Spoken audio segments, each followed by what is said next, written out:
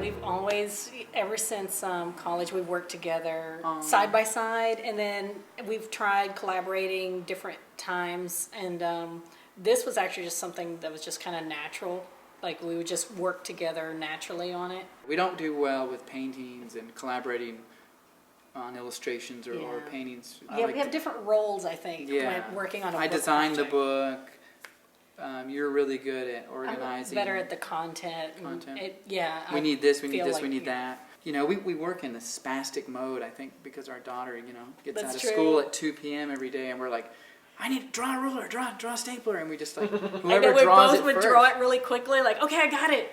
Yeah, I forget, and Esther would be like inking one, I'd be like, too late, I already did it. And like, it didn't matter who did the drawing. And a lot of the projects are just projects that we would just work on at home, and like you don't know what it's going to lead to, but you just do it, and it actually somehow leads to things that you couldn't even imagine. This was the comic John that I did in '96, and I mailed it to art directors, and I got a ton of work from this thing. This is a newer version that I copied, but sent them out to art directors and people I'd worked for, and then started getting work from Rolling Stone and Sony Music. And they would keep Mark's little mini comics, and they wouldn't throw them away. And then years later, if we ever visited an art director, they would pull it out, or we'd see it in their little cubicle, and they'd have like all these little toys, and then Mark's little comic.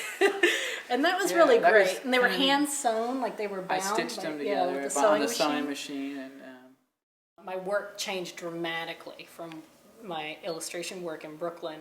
I was painting these landscape paintings in advance of the spring, what it would look like in the spring, and they were always these marred, imperfect utopias. Like, to make this beautiful utopia, you'd have to like chop off all the flower heads so you'd get a perfect view.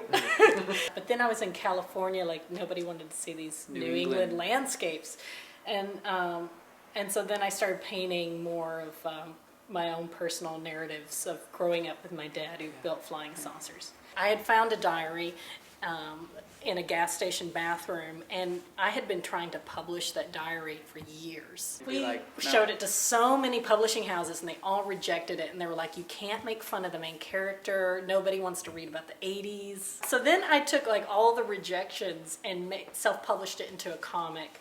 So Unlovable comes out really warped, kind of warped and very flawed, and I just love that it's full of misspellings and raw, and it's about a 15-year-old girl in high school, just completely flawed and trying to make it day by day. I love zines. Zines, what are you talking? What is a zine? We actually got an offer to teach a class at Art Center College of Design.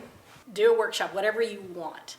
And we said, well, we'll do a workshop on how to make zines. Art Center students were like, okay, well, how do you propose a book to a publisher? And so we had this notebook from this workshop on how to make zines from upstate New York, and we said, well, let's take this notebook and let's turn it into a real book, and let me show you the steps. We put it together as a book dummy. Book dummy was a zine in itself. We went down to Staples and we found that they had the red toner and the black toner, and we made it into like this weird two-color, and then we submitted that to Houghton Mifflin, and we'd bring in the editors, like all her emails and comments. She's like, zines, what are you talking, what is a zine? She had no idea.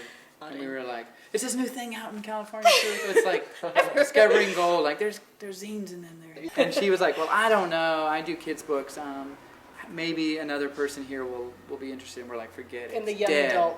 Eden Edwards, our new editor, who became our new editor, was like, I love zines. I always wanted to do a book on this. And That's she a great worked at idea. Houghton Mifflin, and Margaret said, well, there happens to be this woman down the hall, Eden Edwards, who is known as the zine queen. Who knew? I didn't know this. And then Eden she gave us like complete, total freedom. She was just like, do whatever you want. She got us to focus. She would force us to think about why we were publishing this kind of book with a major publisher. And one of the things was that it would get into libraries, because Mark and I wanted to create the book that we would have loved to have found as teens. And I would have found this book in a library.